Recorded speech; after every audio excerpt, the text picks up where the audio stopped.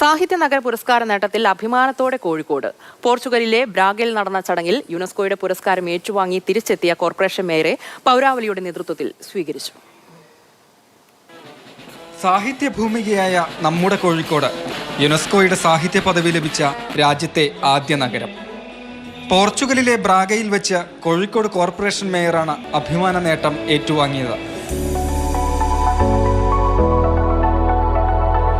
തിരിച്ചെത്തിയ മേയർക്ക് പുസ്തകങ്ങൾ നൽകി നാടിന്റെ ഊഷ്മള സ്വീകരണം. വേദിയിലുള്ള വിശിഷ്ട അതിഥികൾ എന്നിവരെ ഉപഹാര സമർപ്പണത്തിലേക്ക് ക്ഷണിക്കുന്നു. പുരസ്കാര സ്വീകരണ വേദിയിലെ വിശേഷങ്ങളും പദ്ധതികളും പങ്കുവെച്ച് മേയർ. നമ്മളെ കോഴിക്കോട്ടുകാരെ പോലെയാണ് പോർച്ചുഗീസുകാർ. അവർക്ക് പാട്ട് ഭയങ്കര ഇഷ്ടമാണ്.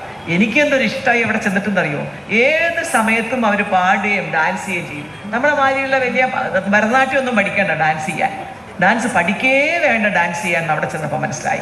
കുറച്ച് കൈകൊണ്ട് ഇങ്ങനെ നടന്ന് കുറച്ച് സ്റ്റെപ്പുകളൊക്കെ എടുത്ത് ആൾക്കാർ ഇങ്ങനെ കൂട്ടം കൂടി ഇങ്ങനെ നടന്നിട്ടുള്ള പാട്ടുകൾ അതിമനോഹരമായി തോന്നി. എവിടെയും സംഘം ചേർന്ന് പാടുക. ടൗൺ ഹാളിൽ നടന്ന ചടങ്ങിൽ നാനാതുറയിൽ നിന്നുള്ളവർ പങ്കെടുത്തു. മാതൃഭൂമിയുടെ സ്നേഹോപഹാരം joint managing editor PV Nitheesh സമ്മാനിച്ചു. മാതൃഭൂമിയുടെ സ്നേഹോപഹാരം സമ്മാനിക്കുന്നു.